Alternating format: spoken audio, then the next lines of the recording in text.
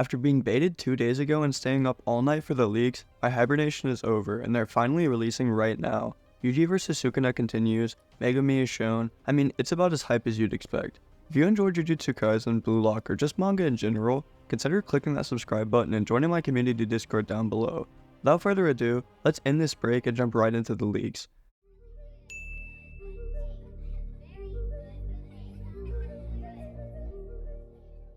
Inhuman Shinjuku Showdown 37 picks right up with the editor's comment claiming that Itadori is listening to Megumi speak. He somehow says that everything is okay, and brings up how important Tsukumi was to him.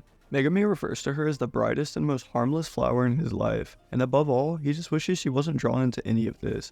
Even with he himself being in the deepest, darkest place ever, Megumi is still thinking about others, showing that his true nature remains good. As we then see flashes of nature, clothes hanging up, and food on the table, Megumi cherished the simple joys in life above all. Things like enjoying homemade food, clothes, and being with his loved ones like Itadori and Tsukumi. He found happiness in these small moments, and this really hit me hard and makes me wish Toji could have just stuck around. So many problems in the series stem from systemic issues and bad parenting, which really makes you think how different things could be if not for it all. Itadori then begins to talk about how his grandfather was diagnosed with cancer, and how the doctors would discuss giving him the easy way out. Itadori didn't really know how to feel about this, and even after getting into school, Yuji found himself very lost in life. In the end, his grandfather made the choice to cut his suffering short, and since we saw the way he died being natural in the series, maybe he chose this to then die beforehand in his sleep, I'm not sure.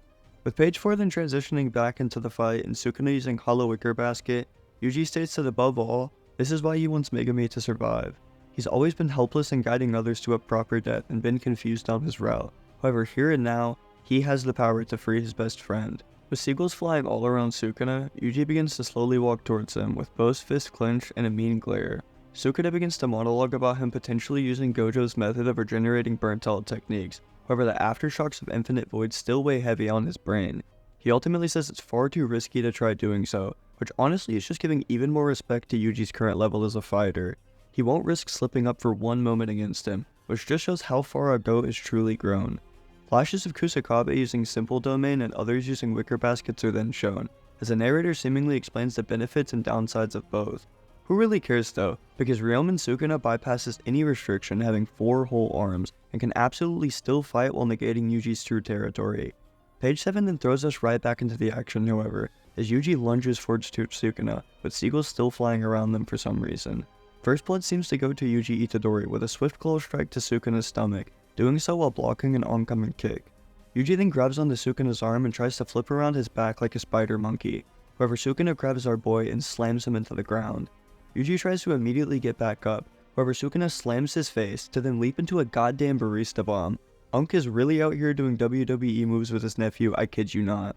Sukuna then once again grabs Yuji and throws him into the air, leaping after to attack as Itadori flies into a building. As they both land back down to recover and face off, Sukuna snickers for a moment and says how surprised he is. The Kengo curses never expected Yuji of all people to make him so angry through disrespect, especially pitying him. Laughing in his face while screaming out, Sukuna says that he will pay for looking down upon a godly being such as himself, as Yuji is nothing more but an insect in comparison. Page 11 however takes a huge turn, as we see a tiny Fushiguro in the same exact scene as when he met Gojo. Instead of Gojo sensei standing above him though, we see Yuji Itadori struggling not to cry. Fushiguro, that face. Without me, you'll be lonely.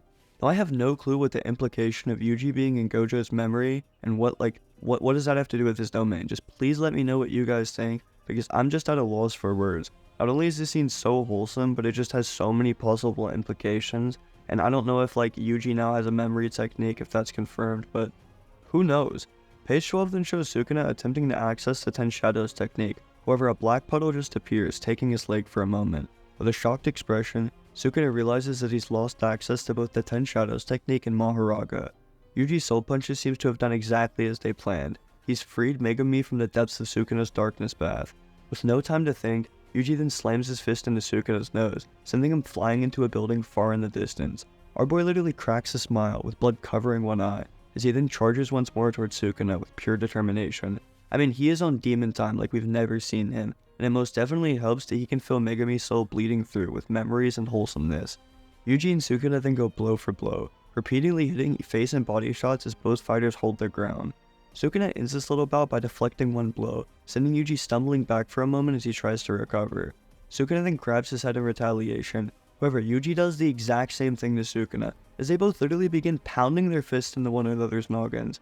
Both of these fuckers are leaving this fight with CTE no matter the RCT, and those who saw the leak panel know exactly why I'm saying this. These head hooks are lethal. Sukuna ultimately says that his RCT could not keep up with his trade, because Yuji's barrage of punches shatters his hollow wicker basket and stumbles the King of Curses.